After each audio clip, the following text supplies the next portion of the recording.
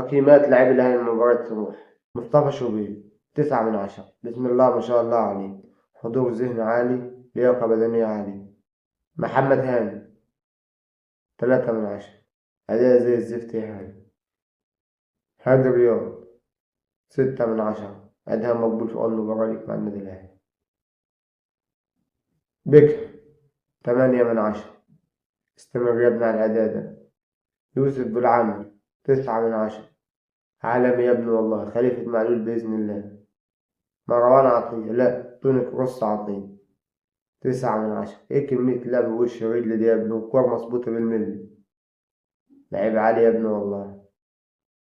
إمام عاشور 5/10. بن رمضان 5/10. بن شرقي 6/10، مظلوم بلعبه في الناحية اليمين يا ابني والله. ديانج 3/10، كمية ميس باص رهيبة. مروان عثمان